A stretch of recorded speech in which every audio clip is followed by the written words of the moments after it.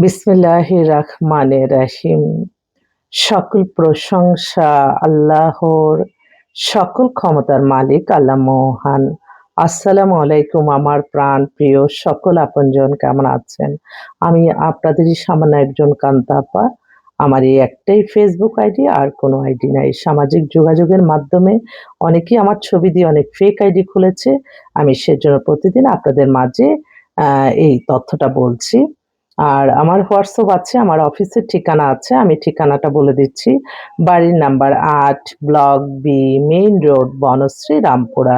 WhatsApp নাম্বারটা বলে দিচ্ছি 01971860261। আর আমার যে প্রফেশনটা সেটা হচ্ছে বিয়ে-শাদির একটা মাধ্যম। আপনাদের অনেকের ঘরেই বিবাহযোগ্য ছেলে-মেয়ে আছে। আপনাদের মাইন্ড সেটআপ করবেন যদি আমার ভিডিওটা আপনাদের চোখে পড়ে, মাশাআল্লাহ, আলহামদুলিল্লাহ বলে ছড়িয়ে দিবেন এবং আল্লাহকে বলবেন, "আল্লাহ, উনার কাছে যাইলে যদি আমরা কোনো উপকৃত হই তাহলেই নিও।" সকল প্রশংসা আল্লাহর, সকল ক্ষমতার মালিক আল্লাহ মহান। আমরা ওসিলা মাত্র।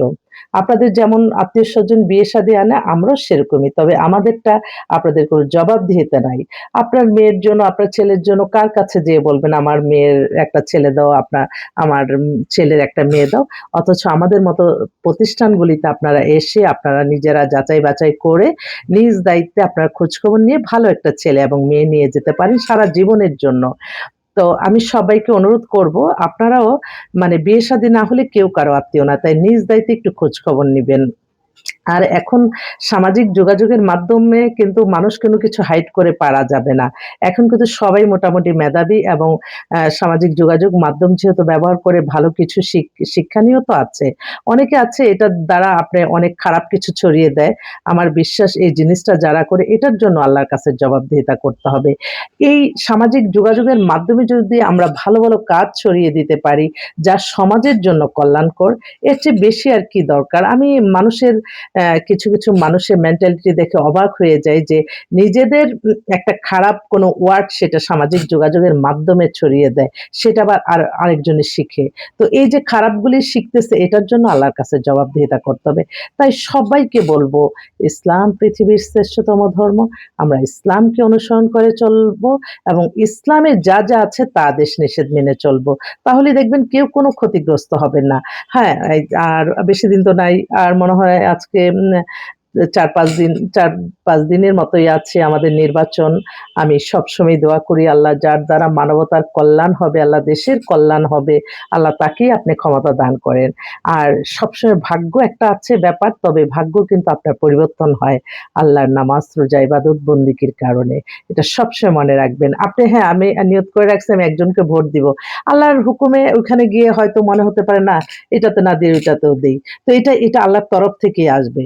তো সবসময় মনে রাখতে হবে, সত্যের পথে থাকতে হবে। যে বিজয়ী হবে আমরা তাকে বিজয়ী করব এবং আমি বিজয়ী হতে পারিনি। আমি তার মানে দেশের সম্পদ নষ্ট করব, দেশে উচ্ছৃঙ্খলতা করব। এটা থেকে আমাদের সবার বিরতি থাকতে হবে।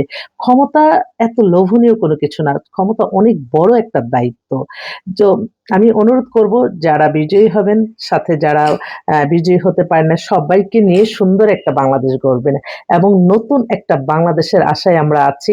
যাতে নতুন বাংলাদেশে আমরা স্বাস্থ্য, শিক্ষা, যানজট সমস্যা, তারপর বেকারত্ব সমস্যা এবং শ্রেণী বৈষম্যহীন একটা বাংলাদেশ চাই। আমরা নির্বাচনের আগে দেখি সবাই তাদের বাসায় যেয়ে কোলাকুলি করে তাদের সব করে দিচ্ছেন। নির্বাচনের পরে সেই মানুষটার সাথে সাক্ষাতের জন্য আমাদের মনে হয় মানে কয়টা ধাপ পার হতে হয়? এই যে একটা বৈষম্য, যে মানে মাইন্ডে থাকতে হবে, আল্লাহ একজনের ভোটের কারণেও তো আমার বিজয়ী হয়েছে। তো আমি এই বিজয়ী হয়ে আমি কেন অহংকারী হয়ে যাব? কেন আমি কৃতজ্ঞতা প্রকাশ করব না? আল্লাহ সবসময় কৃতজ্ঞতাকারীকে আল্লাহ পছন্দ করে।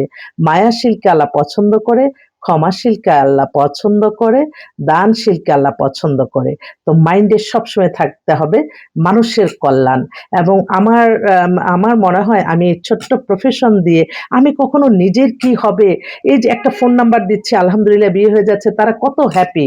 আমার ভাগ্য না হোক পরিবর্তন হোক, কিন্তু আল্লাহ তো দেখতেছে। আল্লাহর সকল প্রশংসা আল্লাহর, সকল ক্ষমতার মালিক আল্লাহ মহান। তাই আল্লাহকে আমরা বেশি, বেশি ডাকবো এবং আল্লাহই সমস্ত সমস্যার সমাধানের মালিকই একমাত্র আল্লাহ। তাই আমরা সবাই আম সামনে নির্বাচন, আমাদের নতুন একটা বাংলাদেশ হবে এই আশায় রাখছি এবং সবাই সবার জন্য দোয়া করবেন যাতে সবাই ভালো থাকে। আপনি নির্বাচিত হলে আরেকজন নির্বাচিত হয় নাই, তাই দেশে যাতে কোনো গন্ডগোল না বাধে। কারণ আমার যে প্রফেশন এটা প্রত্যেকটা পরিবারই একটু আতঙ্ক। আল্লাহ নির্বাচনের পরে ডেট করেন না আপু বিবাহ, এটা বাস্তব অভিজ্ঞতা। কিচ্ছু হবে না ইনশাআল্লাহ। এই যে ঘূর্ণিঝড়, ভূমিকম্প কই আল্লাহ তো রহমত দিচ্ছে। তাই মাশাআল্লাহ বলবেন না, বাংলাদেশে কিন্তু অনেক শান্তির একটা জায়গা, অনেক ভালো একটা জায়গা। এখানে সৎভাবে থাকলে আপনি ভালোই থাকবেন ইনশাআল্লাহ। কোনো মানুষকে ক্ষতি করে না, মানুষের নামে মিথ্যা কাল্পনিক গল্প বানিয়ে মানুষকে হয়রানি থেকে বিরত থাকতে হবে। অনেকেই আছে আমরা মানে হয়তো সেটা মিথ্যা। একটা কোনো occurrence ঘটলো, সেটাকে আবার তারা অনেকে আছে মিথ্যা কাল্পনিক গল্প বানিয়ে ফেলে। এটার জন্য আল্লাহর কাছে জবাবদিহিতা করতে হবে। সত্যের পথে থেকে আপনি ভালো থাকবেন সবাইকে নিয়ে। এর নামই তো জীবন। কারণ আমরা তো ১ সেকেন্ডের ভরসা নাই। এই যে আমি আপনাদের মাঝে আসছি, ১ টা সেকেন্ডের তো ভরসা নাই। কেন এত আহাজারি? কেন এত নিজে আম আম আ সবকিছু নিজের করতে হয়? সবাই ভালো থাকবেন। আসসালামু আলাইকুম।